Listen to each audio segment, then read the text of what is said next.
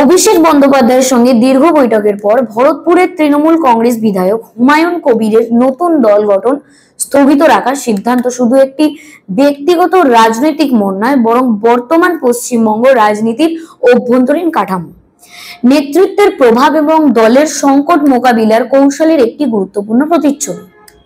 হুমায়ুন কবির গত কয়েক মাস ধরে জেলার রাজনৈতিক সমীকরণে অসন্তুষ্ট ছিলেন। বিশেষ করে দুটি ব্লক সভাপতির কার্যপদ্ধতি এবং আচরণ নিয়ে তার ক্ষোভ ক্রমেই বাড়ছিল। তিনি প্রকাশ্যে বলেছিলেন যে দীর্ঘদিন ধরে জেলা নেতৃত্বের কাছে অভিযোগ জানালেও কোনো কার্যকর ব্যবস্থা নেওয়া হয়নি। তার দাবি ছিল ওই দুই ব্লক সভাপতির পদ থেকে অপসারণ এবং স্থানীয় সংগঠন পুনর্গঠন করতে হবে, অন্যথায় তিনি 15ই আগস্ট স্বাধীনতা দিবসে একটি নতুন রাজনৈতিক দল গঠনের পথে হাঁটবেন।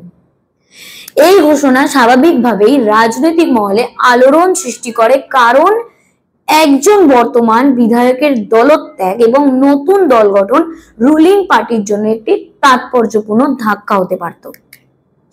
তৃণমূল কংগ্রেস এমনিতেই আগামী বিধানসভা নির্বাচনের আগে অভ্যন্তরীণ সংহতি ও ঐক্য বজায় রাখতে চেষ্টা করছে।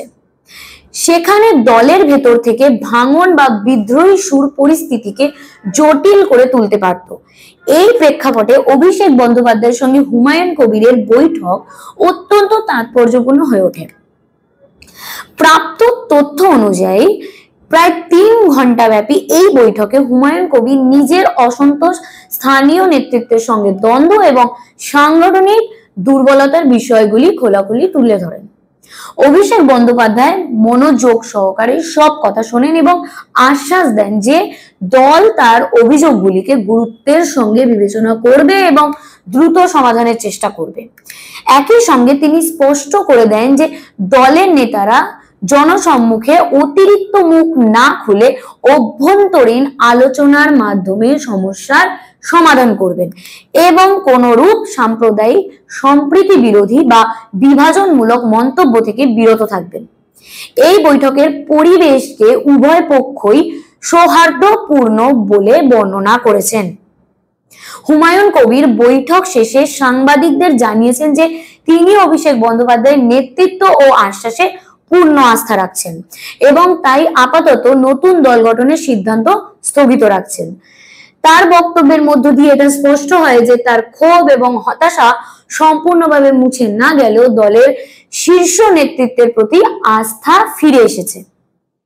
রাজনৈতিক দৃষ্টিকোণ থেকে দেখা যায় এই ঘটনা অভিষেক বন্দ্যোপাধ্যায়ের জন্য এক ধরনের নেতৃত্ব পরীক্ষার মুহূর্ত ছিল। তিনি পরিস্থিতিকে উত্তেজনা বা সংঘর্ষে রূপান্তরিত না করে আলোচনা ও যোগাযোগের মাধ্যমে সমাধানের চেষ্টা করেছেন। এটা প্রমাণ করে যে অভিষেক এখন শুধু মমতা বন্দ্যোপাধ্যায়ের উত্তরসূরি হিসেবেই নয়, বরং দলের ভেতরে কার্যকর সমস্যা সমাধানকারী হিসেবেও প্রতিষ্ঠা পেতে চাইছেন। তার কৌশলগত বার্তা ছিল স্পষ্ট, দলে কেউ অসন্তুষ্ট হলে তার কথা শোনা হবে, কিন্তু তা প্রকাশ্যে বিদ্রোহ বা বিভাজন সৃষ্টির মাধ্যমে নয়, বরং অভ্যন্তরীণ আলোচনার মাধ্যমে। হুমায়ুন কবিরের মনস্তাত্ত্বিক অবস্থার দিক থেকেও পরিবর্তনটি গুরুত্বপূর্ণ। যে নেতা কিছুদিন আগেও অপমানিত বোধ করে দল ছাড়ার ঘোষণা করেছিলেন, তিনি আলোচনার পর তার অবস্থান থেকে সরে এসে আপাতত দলের সঙ্গে থাকার সিদ্ধান্ত নিয়েছেন। এর মানে অভিষেকের ব্যক্তিগত প্রভাব এবং রাজনৈতিক যোগাযোগ ক্ষমতা যথেষ্ট কার্যকর ছিল।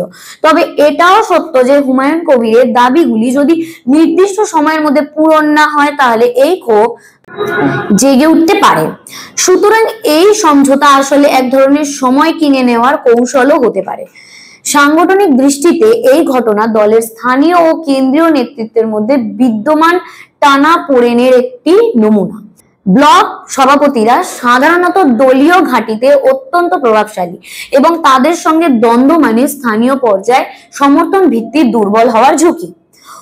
অভিষেক এই সংকট মোকাবেলায় স্থানীয় নেতার দাবি অন্তত আংশিকভাবে মেনে নিতে রাজি হয়েছেন বলে ইঙ্গিত পাওয়া যাচ্ছে, যা আগামী দিনে জেলা সংগঠনে কিছু পরিবর্তনের সম্ভাবনা তৈরি করছে। নির্বাচনের প্রেক্ষাপটে এই ঘটনার প্রভাবও কম নয়। 2026 সালের বিধানসভা নির্বাচনকে সামনে রেখে তৃণমূল কংগ্রেস চায় যতটা সম্ভব ঐক্যবদ্ধ মুখ নিয়ে ভোট যুদ্ধে নামতে। কোন বিধায়কের দলত্যাগ এবং নতুন দল গঠন ভোটের আগে নেতিবাচক প্রভাব ফেলতে পারে, বিশেষ করে যদি সেই নেতা স্থানীয়ভাবে জনপ্রিয় হন। হুমায়ুন কবিরের ক্ষেত্রে ভরতপুর অঞ্চলে তার ব্যক্তিগত প্রভাব উল্লেখযোগ্য, ফলে তাকে দলে রাখা তৃণমূলের জন্য কৌশলগতভাবে লাভজনক। মিডিয়া কৌশলের দিক থেকেও এই ঘটনার তাৎপর্য রয়েছে। হুমায়ুন এখন অভিষেকের নির্দেশ অনুযায়ী মিডিয়াতে অতিরিক্ত মন্তব্য না করার নীতি মেনে চলবেন। এতে দলের ভেতরের বিরোধী বার্তা বাইরে না গিয়ে একক রাজনৈতিক বয়ান বজায় রাখা সম্ভব হবে। রাজনৈতিক প্রতিপক্ষের কাছে এটি একটি বার্তা, তৃণমূল কংগ্রেস এখনো অভ্যন্তরীণ বিদ্রোহ নিয়ন্ত্রণ করতে সক্ষম এবং নেতৃত্বের প্রতি দলের নির্বাচিত প্রতিনিধি আস্থা রাখছে। তবে এই ঘটনা একই সঙ্গে আরেকটি প্রশ্নও তুলে দেয়, দল কি শুধুই শীর্ষ নেতৃত্বের ব্যক্তিগত প্রভাবের উপর নির্ভর করে? শীর্ষ নেতৃত্বের ব্যক্তিগত প্রভাবের উপর নির্ভর করে সংকট মোকাবিলা করছে, নাকি কাঠামোগতভাবে স্থানীয় সমস্যার সমাধানের একটি স্থায়ী ব্যবস্থা গড়ে তুলছে? যদি প্রথমটি হয়, তাহলে ব্যক্তিগত সম্পর্কের পরিবর্তনের সঙ্গে সঙ্গে এই সমাধানও অস্থায়ী হয়ে উঠতে পারে। কিন্তু যদি দ্বিতীয়টি হয়, তাহলে এই ঘটনাকে ভবিষ্যতে অভ্যন্তরীণ দ্বন্দ্ব সমাধানের একটি সফল মডেল হিসেবে দেখা যেতে পারে। সব মিলিয়ে হুমায়ুন কবিরের নতুন দল গঠন স্থগিতের সিদ্ধান্ত এবং অভিষেক বন্দ্যোপাধ্যায়ের মধ্যস্থতা পশ্চিমবঙ্গের রাজনীতিতে একটি গুরুত্বপূর্ণ নজির হয়ে রইল। এটি দেখালো যে তৃণমূল কংগ্রেসের নেতৃত্ব এখনো দলের ভেতরে বিদ্রোহী সুরকে সংহতির দিকে ফেরাতে সক্ষম, অন্তত আপাতত।